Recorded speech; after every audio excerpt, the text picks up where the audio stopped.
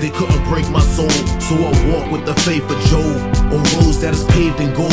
Each verse is a sacred scroll. Now my life is a legacy told. Death to the flesh, arms, legs, neck. My body is a temple, staying heavenly blessed. Okay, welcome to BTV. We're here today with a man that you guys might know by Kashub the Danite, also known as Yeshiah Yisrael.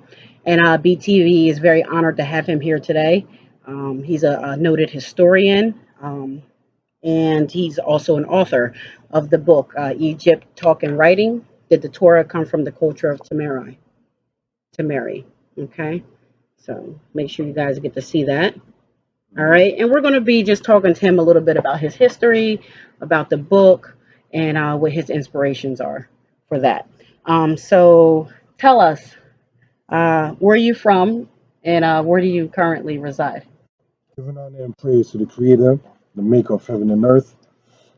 From New York, and I currently reside in New York. Okay. My foundation in New York, was born in the Bronx, live in Brooklyn for X amount of years, Queens, Bronx, back to Brooklyn, different boroughs outside of Staten Island. So as far as my origin, my personal origin, that's as far as it goes with that.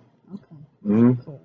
Cool. So, talk to us a little bit about your background and your history. Were you raised in Israel, and if not, when did you realize My that's who you are? mother, may she rest in peace, came to the understanding of being an Israelite October 8th, 1982.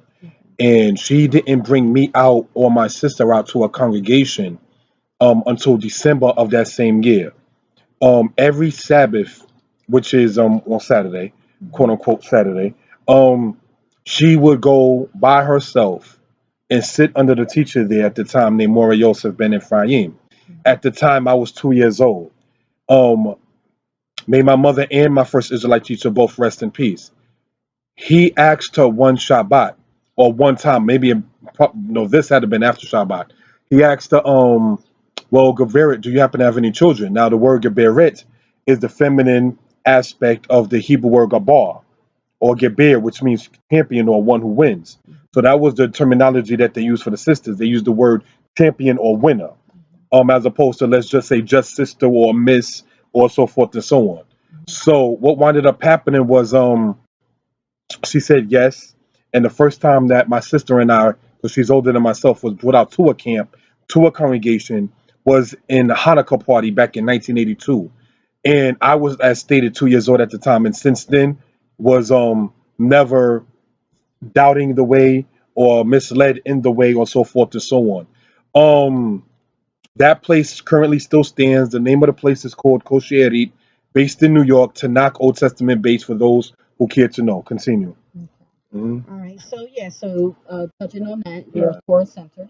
Right. Okay. So is there anything that you can attribute to that, or? In 1984, we was having a new moon service, and my mother was asked by me, and I remember we had the prayer books and we were saying different prayers, and I was saying to my mother, I said, "Well, mommy, do we pray to the angels too? By angels, by certain names like Mikael, Gabriel, Uriel, Raphael, so forth and so on." And my mother said, "No, we don't pray to the angels. We only pray to the Most High." So that is something to be noted and understood. Deuteronomy chapter 4 lets us know that there is none else. So if the all-knowing is saying that there is no power outside of him, then we cannot sit there and think that there is another to be compared or to the Most High, to consort with the Most High. So that's something just to be noted in that particular regard. Any God that did not create the heavens and the earth shall be destroyed from the earth and from under the heavens. And that is in Jeremiah chapter 10, verse 11.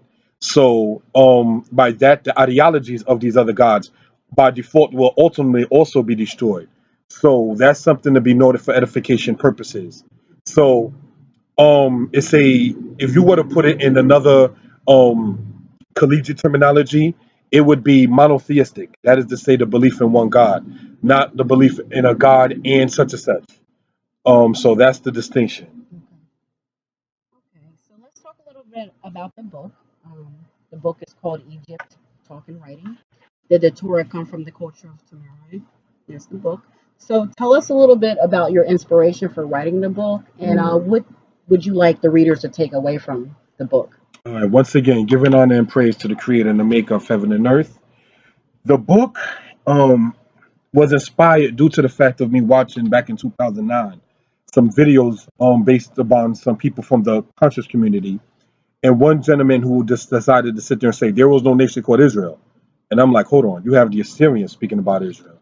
You have there's an Egyptian record speaking about the Israelites. To this day, there's a group of people in one of the oldest countries on earth that has never colonized, aka modern day Ethiopia, that has a community that are calling themselves Beta Yisrael. Then you have people in Kaifeng, China, that also call themselves the children of Israel. There's a people in India off the Burmese border that call themselves B'nai Menashe. They're also referred to as the Shinlung. Then you have the people in Afghanistan that lay claim to being of the scattered tribes of Israel. Then you have the biblical quotation in the book of Kings 14, verse 15, where said that Israel will be scattered beyond the river being the river Euphrates. You had the record in the, if I remember correctly, the 10th century AD of Eldad the Danite, in which he spoke about the tribes of Naphtali, Gad, Dan, Asher, Judah, Simeon, Levi, and another one being within and going into the land that we currently call the lands of the Congo and over into Western Africa. Then you have the record of what happened with a guy by the name of Caleb out of modern day Ethiopia in the 8th and 9th century AD, and who was also speaking about being of Israel. You have the record from what is known as then as Queen Kahina, Kahina, and she was known among the Berber people as far as being of the descendants of the ancient Israelites. So there are so many different claims, and though I'm not a Rastafarian, even their claim goes back to saying that they are from the line of what happened with Solomon and their relations of what happened with people in Ethiopia. So that right there just goes to show that there was too much biblical references, too much modern references, external references. Now, when I say external, I mean outside of the biblical text. That's some of the things that I just mentioned of the Israelites' existence. So the only time the Israelites were known to have not existed is when the black man began to say that he was belonging to that people. That's when it became a problem. That's when it became an issue. And that's when, for the lack of a better word, agents was set up to try to hinder the growth and the knowledge of us being Israel by selling Kemet, by selling Africa to the people. Now, let me explain what I mean when I say that. When I say selling Kemet, brothers and sisters, now this book is in no way, shape, form, or fashion a bash upon ancient Egypt. It is intended to set the record straight about what happened in regards from the Israelites' perspective. Many people do not want to hear the Israelites' perspective. Many people do not care about the Israelites' perspective. Now, how can a people such as us, so-called African Americans, quote unquote, West Indians to be included, who know good and well that they try to suppress the knowledge of slavery, such as the Tuskegee experiment, by saying, oh no, well, let's write in Texas school books that the African people who came over here to just help us, as opposed to them being captured, chained, and then shipped over and then made into slaves. They're trying to lighten what really happened, lighten the whiten. You understand? They're trying to sit there and They're doing that in Texas. yes, they're trying to sit there and have that to be forgotten. Well, the book of Exodus is one of the oldest known records of the Israelites being enslaved by the ancient Egyptians. So, being that the European man went into Egypt, he then had a monopoly on what he decided to say should be known from Egyptian records. Yet, as pointed out in this book here, speaking about the in regards to the Semna 8 war and the Semna 16 war, dating to the era of what happened in the Middle Kingdom of Egypt, they had what's called Ethiopians as captives. So these are just certain things to be noted and understood for edification purposes. Now, when I say that they're trying to sell Kemet, what they're doing is they're trying to make all of black people, melanated or dark-skinned people, as the terminology goes, all belong to Kemet. You understand? Don King tried to sit there and sell black to Mike Tyson. Oh, the hell with the white guy. That not that I'm a coon or anything like that. Hell no. But my point is forget about your past with the white trainer and everything like that. Join with me, Don King, and you're trying to sell blackness to a black man. What they're doing in many cases in the conscious community is trying to sell Kemet. See, you can't sell Kush because the original Kushites are still there. You see, you can't sit there and sell the Congo because the people before colonization are still there. You can't sell the people of the Zulu because they're still there. So the true Egyptians are not there. So you can try to sell that off to the Black American as consciousness. So everything was not Egypt. And as they pointed out, I think the guy's name is Tashid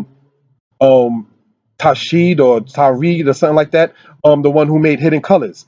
One, Africa was never monolithic. There were dramas, beef, and problems and heat in Africa prior to colonization, prior to the European man. So what seems to be to happen is they take, as pointed out in my book, Black people as a catalyst, as a global entity, and then say, okay, Egypt must be the primary reason of this. So anything against Egypt must be white. So the Hyksos, that was white. The Assyrians was white. The fact of Tahaka, well, you can't sit there and say the Ethiopians were white. So what we'll do is we'll say they didn't really have true beef. No, they had some blood and crip beef. If you want to sit there and talk about it, ancient Egyptians used to sit there and war and cut off a person's penis or their right hand and war, and they show these things in their monuments. Now, let me give you another example, and I want to go in on this. When I say that they're selling Kemet to the people, as pointed out in the book, you have people that will sit there and say, well, don't even worry about any Egyptian aspect outside of the walls of Egypt. So you're not going to go to the papyrus of Lahun, speaking about slaves.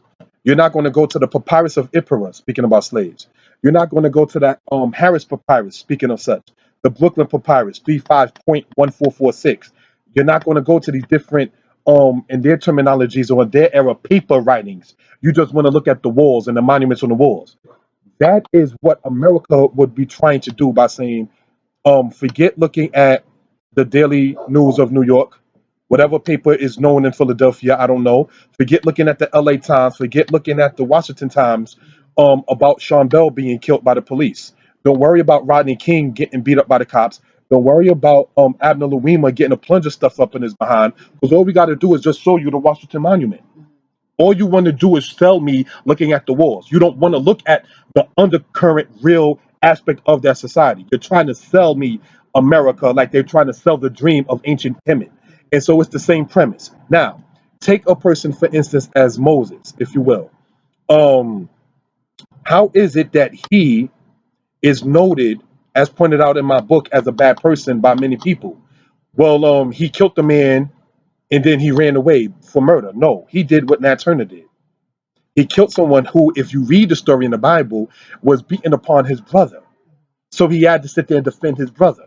But defending your brother is deemed bad by the people in the conscious community who want to bash against Israelites, as well as saying that it's also deemed bad in America because then you're known as a racist.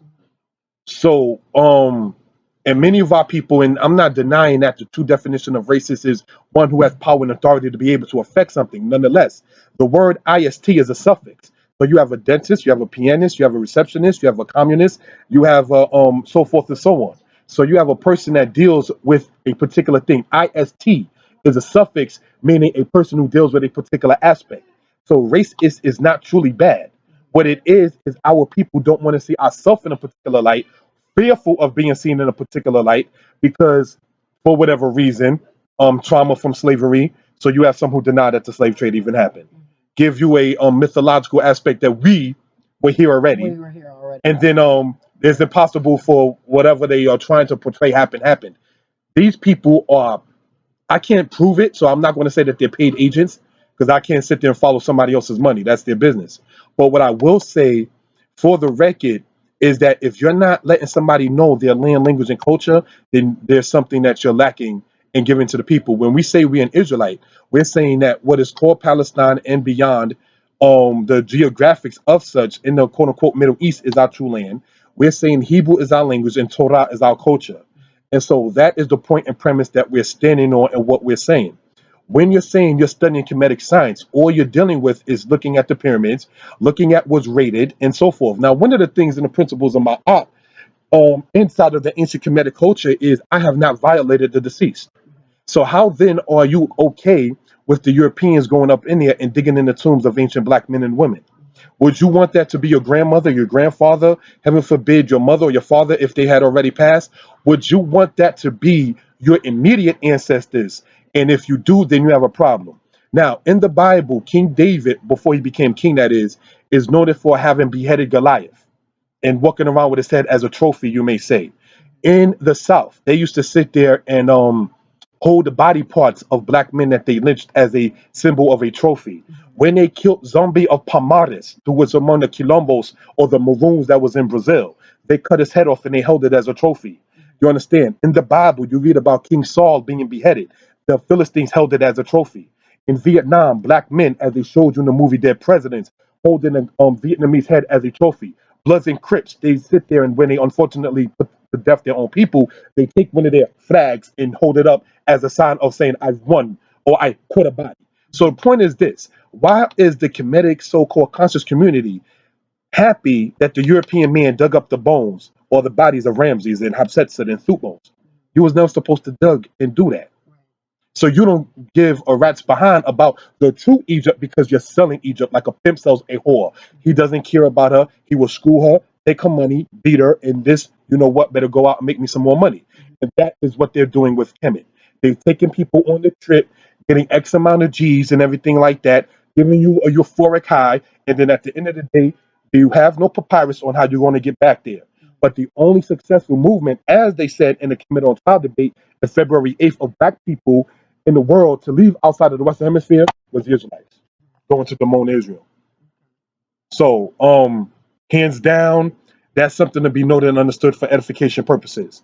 There's no way, shape, form, or fashion to try to sit there and get around that particular fact. So, that's some of the things that I touch on upon this book. As stated, for the record, and I want to make a disclaimer, it is not an attack upon Egypt. It is an attack on the New Age Illuminati infiltrated so-called conscious community that is basing themselves trying to use Egypt as a catalyst against the Hebrew Israelites. And this is why you never see them go into the Elephantine Papyrus.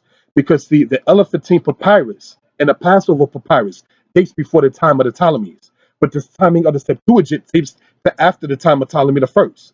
So you don't speak about the Passover Papyrus going into the era of what happened in the 5th century BCE, or the Elephantine Papyrus, also dated to the 5th century BCE, which speaks about the people that was of Judah in Elephantine Island, which was called Geb by ancient Egyptians, which was called Pathros in the Bible in the book of Jeremiah chapter 4, speaking about there being a Hebrew or an Israelite community in southern Egypt that was either wilding out by worshiping Egyptian idols or was still keeping in line with their Israelite culture. That predates the Septuagint. Therefore, the Israelites was not a myth in understanding, but as stated, they're not going to look to the papyrus. Just like America doesn't want the Daily News to sit there and keep on printing out all these articles about corrupt cops. They want to give you the wars. They want to show you. They want to give you their version of it. Right, a romanticized version. They want to sit there and show you, oh, Lincoln and Mount Rushmore, and look at Ramses, and look at that. They're not showing you what really went down inside of Egypt when you sit there and you go into the Simna aspect. So that's what I have to say concerning that. Okay. Thank you so much. You, no problem, sister. So do you have plans on writing another book? Okay, many people do not know this, but I just completed a book, thank you to the Most High, just last night. And the name of that particular book is called Deuteronomy 28:15 to 68 Updated History Not Told Among the Masses, is the subtitle of that. That book is only 4 chapters. One of them, the very most controversial among Israelites, is the 12 tribe chart that many brothers and sisters promote. Talk to us about that. The Israelite 12 tribe chart was created by brothers or a brother coming out of New York back in the 1970s. I personally never met the man who made it. Some people say that the elder had a dream and then he put it together. Some people say that he was taught this from his older teachers and then it came into fruition. Whatever the truth of that origin of that chart, I would like to sit there and state this. You cannot, and I state this in love to my Israelite brothers and sisters, you cannot take the curses of Deuteronomy 28 and the blessings of Deuteronomy 33 and mesh them together and then say you're going to formulate a chart. And apply them to everyone. Right. So that's something that is something I just addressed in that particular part. Obviously, as the name will imply and speak on, there's another aspect of that That book is called Deuteronomy 28. It was first basically known by email on PDF, but what I did was I took it and put it in a better book format with more pictures, more info, newspaper clippings. I'll go into newspaper clippings on purpose. Um and so forth and so on about what happened with the state of our people. Like Malcolm X, may he rest in peace, stated over 50 years ago. It's kind of crazy when Latin countries and other countries speak about what goes on there and mention nothing about what goes on inside of the African American or the Black community inside of what we call the current United States. It's kind of biased. So that's something to be noted for edification purposes. Um, Another part that I get into in regards to that is called From Sumer to America. And in that one, I speak about the aspect of the time before Abraham or Abraham's existence, going all the way to the ancient Sumerians and tracing it all the way down to the people later on known as the Israelites, and then going into the Atlantic slave trade and who sold who, why they were sold, biblical prophecy speaking of such, and the antidote to the conditions of us as a people. Because one thing to sit there and go into a historical aspect, a linguistic aspect, but if a people is not given not hope, but more so a solution, I state again, not given hope, but more so a solution to the problems in which they're dealing with, all you're doing is selling them a pipe dream. You know, in the Bible, it tells you, namely in the Old Testament, in Psalms 81, it says, "Oh, that my people would hearken unto me. I, the Most High, will soon subdue their enemies." So when you have brothers, and I have a lot of respect for him, such as Umar Johnson and other ones, that is saying that we cannot militarily go against the white man, he's right. But what we can do is do right by one another. What we can do is keep the laws, the statutes, and the commandments. So that's something to be noted. Also, pointed out in this particular book right here, also in the book to come out soon. Which is an exclusive for BTV that you're No. that you're writing another book. Right. Thanks. Thank you. You're right. No Thank, problem. thank No you for problem. that. No problem. Okay. Is this, you can't say that the Israelites in one breath did not exist and then say in another breath that these same people plagiarized. When you start saying they plagiarized, you have a problem. I normally don't get in my personal employment business, but I teach part-time in a school, right? If in a college, that is. If I'm going to accuse a student of plagiarism, I have to speak to the dean. I have to talk to the heads of the department. I have to sit there and prove my case. I have to name the student. I also have to, in many cases, name myself as the person because the accused has to face his or her accuser. So my point is this: if you're saying that the Bible is plagiarized, who then are you saying is the plagiarist? Are you able to name the plagiarist? And if you're saying in certain people's cases that it came out of the Assyrian aspect, then you got to be able to trace Assyrian history. Because the fact of the matter is this: the Congo has a story of a flood, Lithuania has a story of a flood, Babylon has a story of a flood. There's a tribe that was in among the Native Americans that have a story of a flood. The Bible has a story of a flood. So are you telling me that the Native Americans went to ancient Egypt or went to ancient Kush or went to ancient Sumer and copied the story of a flood? That's ludicrous. That doesn't even sit there and make any sense before or after Pangea. So the fact of what some people are attempting to state and trying to give these false claims against a people plagiarizing, then saying that these people never existed. You don't want these people to exist. That's all that is. You can tell what a person is by how they speak or what they stand on. Now, hands down, if I came up here and was like, "Yo, F Ramses, the hell with Thutmose," and so forth to someone, then I sit there and talk about the book of Exodus. Like, you done sat there and just let your claim be noted that you against anything about Egypt in the first place. So you can't sit there and say, pardon me, F the Bible, and then sit there and say the book that has the first country mentioned in it is Ethiopia. Then you're going to sit there and say, well, we want to present Black history. The Bible is part of Black history. You understand? And so these are just certain things that let it be noted and understood. I want to state, and it's not to be on some racial aspect, but having blonde hair in the Bible called Zahob is part of the Matzora, which is leprosy. It's a plague. So there's no way in the world a European man loving the blonde hair among their women and so forth and so on. And when you read in Leviticus chapter 13, verses 29 to 30, that same zahob or yellowish or blondish hair is considered a plague. That person is to be put out because he or she is unclean. The cultures are totally different. Okay. So I want you to talk a little bit about your stance on camps and what you think their role is in the Hebrew community. All right, I want to state this first off by saying, of course, giving honor and praise unto Yah, the creator and the maker of heaven and earth. I am what you consider a so-called Old Testament, what some people may call a non-messianic brother. I've been in several camps. I teach Hebrew inside of Yeshiah Yisrael. I was asked to do so by the leadership of the place there, and I accepted it. And I thank the Most High to even be asked to even sit there and do such. My first Israelite camp was, as stated, Kosher. All right, went from there to a place called Beni Adat. Only because we wanted to sit there and see what other people can offer. Then we left there, not on any beef or anything negative, only because we was living in Queens in a place called Jamaica, Queens in a place called Rochdale, and Hashaba was very convenient on Linden and 200th Street in Queens. There was two bus rides as opposed to taking the train, the J train for those in Brooklyn know where I'm coming from Parsons to Kosciuszko. No, let's just take the local bus and still sit there on Shabbat and keep the day holy still among the children of Israel. All right, so we went from Kosheri to Beni Adat, from Beni Adat to Hashaba. From Hashaba, they closed down and went to another location where they currently are now. Um, and then from there, my mother, she began to just basically, I wouldn't fix my mouth to say fall back, but she began to stay home on Shabbat and other holy days. I personally then decided, okay, I will go out to different camps by myself. Went to one place called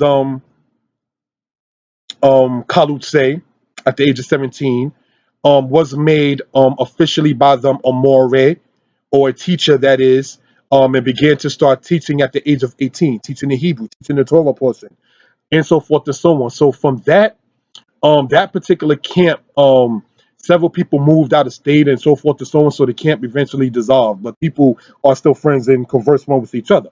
So going back into the other aspect, by this point now, I'm 20 years old and so forth and so on.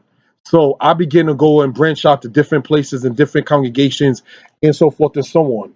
The role of the camp is to sit there and have the people to be gathered together. The Hebrew word for camp is machane, and it comes from the Hebrew root word kana, which means to encamp. So machanayim means two camps. So you can see that in the Bible in the book of Genesis, chapter 32. All right, you begin to sit there and see different aspects of that sort. So you had what they call Machane Dan, which you go in the book of Judges. Then you had even a camp afterward called Machane Yehuda in our current day. So a camp is not bad. What is bad is is righteousness perverted, aka wickedness. You understand? So some people where they may want to say wickedness exists, they just say, okay, I don't want to sit there and deal with no camps. Some of the people who state they don't want to deal with camps, period, and don't even mention a distinction between righteous and wickedness. They basically just want to have it to where it's well you just don't want to have any kind of order or structure in a lot of cases. Now, some people try to bash camps by saying, okay, well, they suppress the women. Let me explain something to you. My main Hebrew teacher as a little child, the same lady who I really didn't learn a lot of Hebrew from because I was always acting up as a little kid and being made to stand in the corner. So most of the lessons I didn't really get. Her name is I'm gonna keep it off the record off for that purposes. But what I'm saying is this, was a female. My babysitter named Emo Yisrael, also living out of Brooklyn, New York. We used to live in a place in Flappers, Brooklyn. They call it now Flappers Gardens to try to hide the fact of it being named Vanderveer. Where, as a little child back in the 1980s, those who know about East Flatbush know what I'm talking about. They were people that was lined out with jerseys on. They had jerseys on. So I'm like, oh, somebody is very artistic.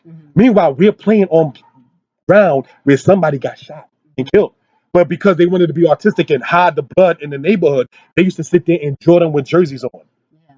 I was like, when I found out that what that actually was, I was like, wow, this is really deep.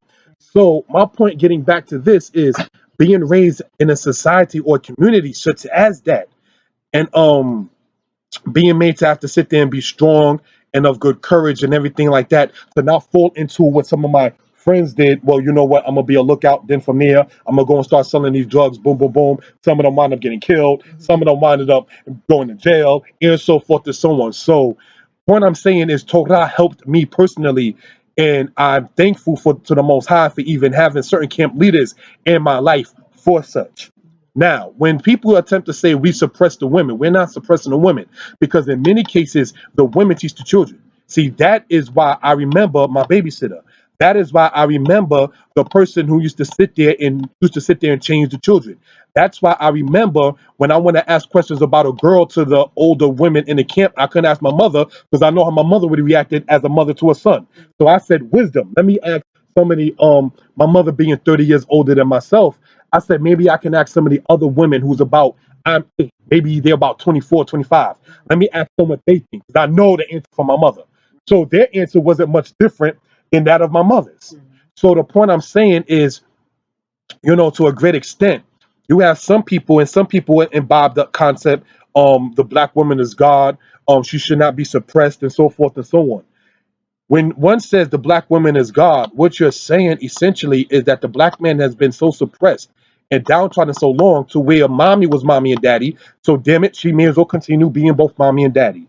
She may as well be the one to teach little John or little Raheem or little Yashar, whatever English, Arabic, or Hebrew, or so forth and so on. May as well just continue to let him be taught by her how to urine straight. Mommy took care of all of us. Why should I have to be the father around? And so it begins to have a deadbeat kind of concept. Whereas in Torah, it says, you shall diligently teach your children. So this is why some you may see in the conscious community try to sit this bath through the book of Deuteronomy by saying, well, it's also about teach the children, teach the children, teach the as supposed to teach the children. You understand? So, but when you don't know what to teach the children or don't care about the children, it's easy to sit there and just then be like, well, you know what? I ain't got to sit there and do it. I made it on my own, and then they'll make it on their own. There are many black parents who, not following in the guidelines of the Torah, will feel, I'm not going to, I'm trying to get the word that they use, something, I'm not going to support or help, or it starts with an A, but the word slips my mind at the time. My child. This is why many black generations, you have it to where they got to start over because there was nothing left of. So each generation you got to start over. You understand what I'm saying? So it's a very sad situation that many of our people are in. So getting back into the aspect then of the people who try to say to the Israelites, we suppress the women teach the children. That's the future. Zechariah chapter 1, verse 5 and 6 says, the prophets, where are they? In your fathers, do they live forever? No, they don't. Prophets pass, fathers pass. But the thing is, when you teach a female and the female then teaches the child, that is what continues on. It tells you, and if I remember right, in Proverbs chapter 2 or Proverbs chapter 6, forget not the law of your mother. So we're not sitting up here saying that the women are to be suppressed and so forth and so on, when in actuality, she has more of a responsibility in teaching the children to a great extent, as opposed to teaching a bunch of 20, 30, 40-year-old men inside of a camp who might have their own understanding in the first place, and just some occupying a seat, some there for real purposes. So a woman standing in the front of a congregation of grown men and women teaching is nowhere in comparison teaching a Sabbath school where the people in there are 7, 8, 9, and 10 years old, because that is how you're going to make the impression. You're not going to make the impression with somebody that's already as my age as 36. I'm already in my thing. So that's what it is. Habits you already have. Right. Correct. And it's hard to unlearn something. Right. But you can sit there and teach the children in regards to that. So it's not about having a woman staying silent and so forth and not having a voice, because she does have a voice. She has a very strong voice. And of the 12 tribes of Israel, 11 of them are named by the mother. So I just want that to be noted for edification purposes. Okay. So I want to get your advice and your suggestions for young brothers and sisters who are newly awakened to Israel and coming into culture. What is your best suggestions for them? All right. And it's not to sound quote unquote always scriptural, but keep the commandments. And by that, what I mean essentially is, of course, we know we can't do a sacrifice and so forth and so on. But such as principles such as rising up before the hoary head. You understand? Respecting your elders, respecting your mother, respecting your father, taking care of your children, providing for your woman. Deuteronomy 24, verse 5, it says a man should supposed to cheer up his wife. We don't teach beat your woman's behind if she acts out of way. We don't teach that. That's not Torah. You understand? If a couple can't get along and they don't sort counsel, not from their mother and father, because you don't drag your immediate parents into your business because it may be biased after a while. Get counsel from wise people. It says in the Apocrypha, if I stand to be corrected, let me know. It says, wear out the door of a wise person. So that means it speaks also about they, speaking about elders. It says they sit at thy feet, receiving of your words. So remain humble, maintain your humility, always be ready to sit there and take constructive criticism. Be strong enough, good courage, like David told Solomon, show yourself as a man and step up and do what one may have to do. That is going to be based upon righteousness. Don't be envious and jealous of your brothers. Don't sit there and then be, unfortunately, like Saul, yo, I'm going to eye David because your son's going to sit there and blow up more than me. No. If you see someone can blow up more than you, learn what you can do. But I say blow up, I'm using the terminology as expanding and exceeding, making it, as the saying goes. You understand? And if they are doing it, let's just say in construction, learn your trade or learn where you fit in at, learn what peg you fit in at, and where you and what your portion is. 'Cause everybody's portion is not the same. So you can't sit there and just per se want to emulate the exact ways of somebody else. But if you are wise, you're wise for yourself. So you're going to have to know where you fit in at and take the same wisdom, knowledge, understanding from those who already know where he or she fits in that, and then sit there and amalgamate it together. So that's my advice in regards to that. And if you notice, not trying to be funny or anything like that, I applied the scriptural content right into real life because that's how you can say it's a living book because you can apply it to life. Mm. So I wanted to congratulate you on your new position at the Mighty Hebrew University. You've been dubbed Professor X. Okay. So you're going to be leading the Hebrew Linguistics department at Mighty Hebrew University. So congratulations on that. Talk a little bit about that and how that came into fruition and how you feel about, the university and moving forward and being dubbed Professor X. Okay, just want to sit there and state this, giving honor and praise to the Yah, the creator and the maker of heaven and earth. The brother Mighty Hebrew and Dr. Mordeh Yoel had contacted me and asked me if I would mind doing such. As already noted, I do Hebrew classes for free in Yeshiah Yisrael. Um, the website for that is Shema SHMA Yisrael YISRAEL H12. All right, so you can look that up and see Hebrew lesson 1 all the way to Hebrew lesson number 20. I studied Hebrew and got into it very deep for two reasons. One was this: in the Bible, it says that when Joseph's brothers were speaking, they didn't know that he understood them because of an interpreter between them, which tells me that language is important. One thing. Also, actually, three things then. That was one. I was about maybe 8, 9 at the time, round off. And then one time I was, for those who are familiar with New York, there used to be a store called Kosher City, and it was located on Ralph Avenue, if I remember correctly, in Brooklyn. And a Caucasian girl was talking to a mother and in Hebrew, and I remember saying to my mother, may my mother rest in peace now. I remember I was 10 years old. This is 1990. I remember distinctly saying, "Mommy, I'm gonna learn that language." And she was like, "Oh, okay, cool. That's good or whatever. You like that." So I sat under my teacher Kohen Mikael in getting Hebrew. I sat under my teachers who passed away, More Tebak, More Hoshea, Adon Aharon in Hebrew. There's some of them who are still among us. Chief More Yehosadek, how I get into biblical Hebrew under him, and so forth and so on. So those are some of the histories and the aspects in regards to even led me into even being asked to do such a thing, such as teaching in a university scholastic collegiate aspect of the Hebrew itself.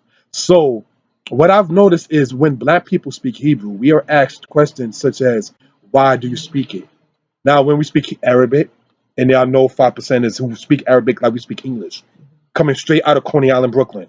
All right, so I know of people who speak different languages. Black people out of Brazil who speak Portuguese. Black people out of Dominican Republic. Yeah, I said Dominican Republic black. Tu este moreno. Stop. You're not European. Stop it. Because there's a Dominican club in the school I work in, and you have a difficult time trying to explain that they're black. No, what you mean is you're not an African American, but you are Negro by definition. Now, the roots of the Negros goes back to ancient Israel, as we'll speak on in another presentation. But you're not a European. My brother from the Dominican Republic who uses, and I may go there, you understand? If you use this for your hair, I use that for my hair. you are not a European.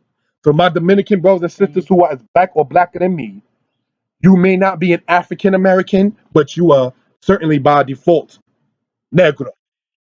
So I just want that to be noted for edification purposes.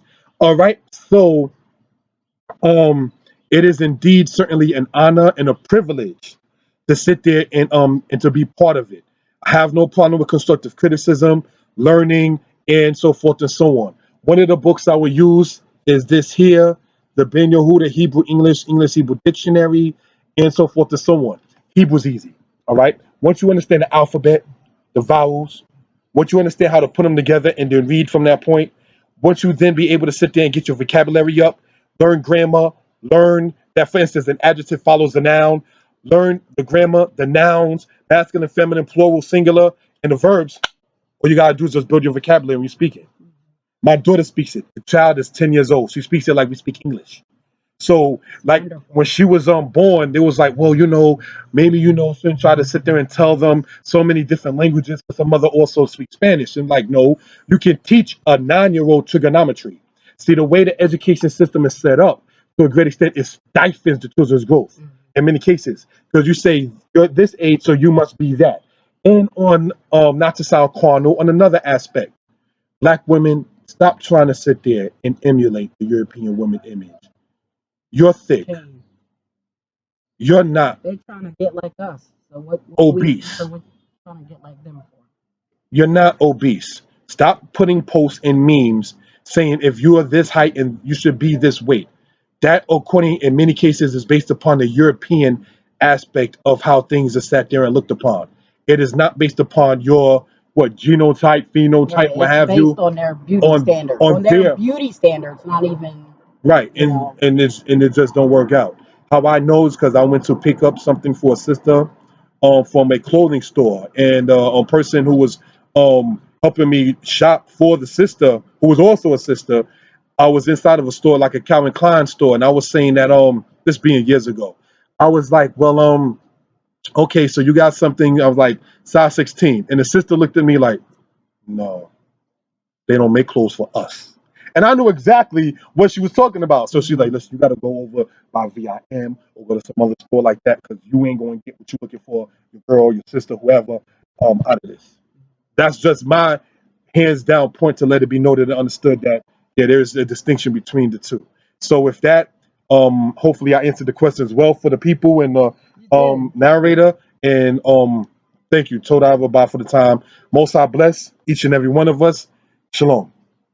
Shalom, Toto, Rabbi to you for coming to Philly for the interview on BTV. It's nothing. You've heard many exclusive drops here, or he has another book in the works. Tell the second name of this book.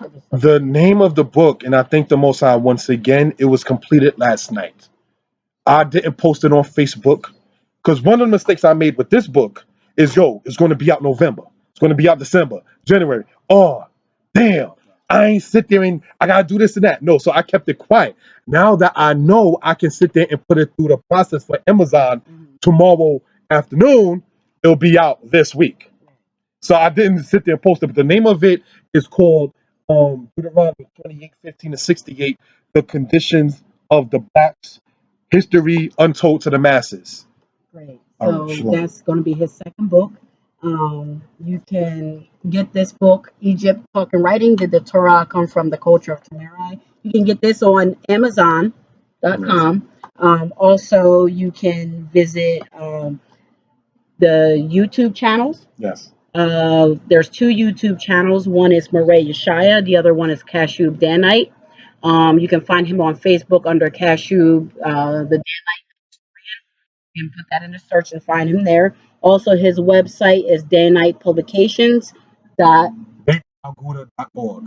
Bayaguda.org. That's BAYTAGOODAH.org. Okay. And make sure you pick up his book. Make sure you holler at him on Facebook for any questions. He's going to be instrumental part of the Mighty Hebrew University. Dubbed Professor X, head of Hebrew Linguistics at the Mighty Hebrew University. I'm very honored that you came to Philly to do the interview. Torah and Shalom. Thank you very much. That's it. Prophecy news, equipped with the tools. From my heart, I'm giving you jewels. Versus the Hill Street Blues. In my darkest hour, my power sure rain like a meteor shower to see the face of Yahweh. Until a demon scour. In these final hours, we seek redemption before.